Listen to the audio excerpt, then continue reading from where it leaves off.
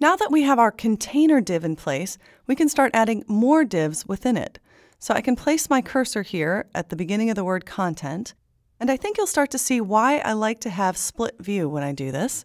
I can make sure that my cursor is really where I intend it, and now I can insert another div, and I'm going to again use an ID, and let's call this one top. Inside this container, I'm going to add the banner image for the top of the page. Just choose the Insert Image icon. So I want to be in the Images folder at the top level of the site, and I want to choose Robin Escher Header. Enter alt text. I'll just type in Robin Eschner. Click OK, and you'll see that my banner drops right in to my top div. Now, you can go ahead and delete this little content placeholder. We don't really want that displaying on our page. Thanks, Dreamweaver, for helping me find the edges of my divs, but sometimes you give me more help than I need. So now I want to put another div right after the top div.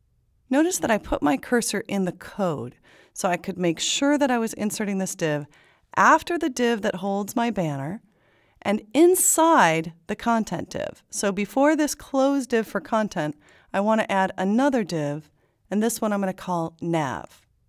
Again, using an ID style. Now I have a container for nav. Essentially what I'm doing is creating a series of divs to contain all of the key elements in my page design, and then I'll use CSS to position those elements and their contents. Another little trick that I find very helpful is first to add space into your HTML code so you can better see what's going on. And then notice here my closed div for my container. And they're starting to get a little far apart.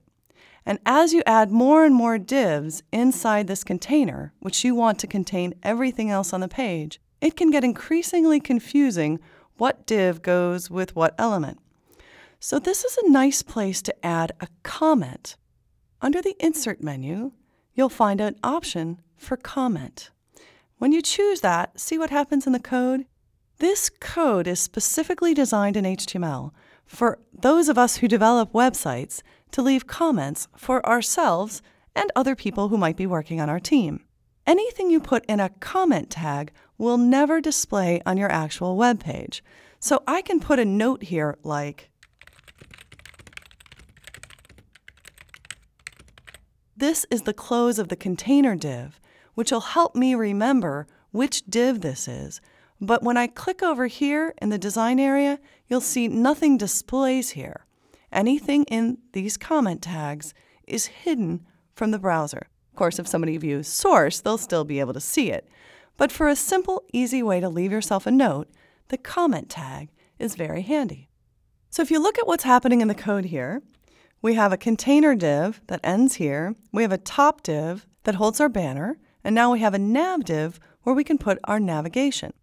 So let's replace this placeholder content with the list of links that we want to appear here.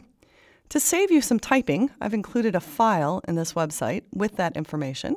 So if you scroll down in the Files panel and you open the Paintings folder, you'll find a file called Text to Copy.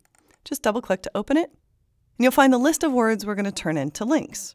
Click and drag to select everything from Paintings to Order, and then Copy.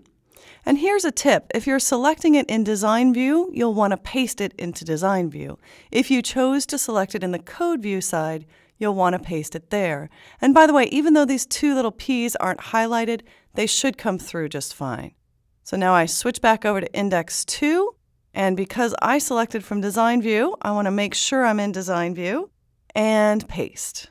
And as I said, that close P tag did come, and the open P tag did come along with the content.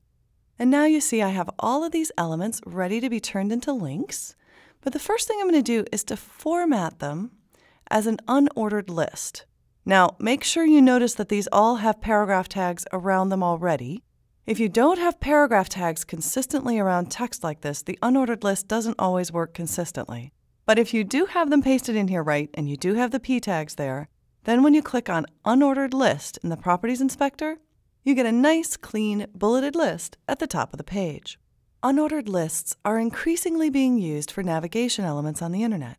They're an elegant choice because, as a general rule, when you have a collection of links you're using as navigation, you really have a list of links. Now remember, part of the advantage of CSS is that using HTML tags, I can make this look any way I want, even though it's styled as an unordered list. So for someone who can't see any of the formatting on the page, it will be obvious that this is a list of information that goes together. But for somebody who can see what I'm doing, I'm going to change the style dramatically so that it looks pretty and has a little rollover effect. We'll do that in a moment, but I want to continue first by inserting the rest of the divs that I will need and placing the content within them.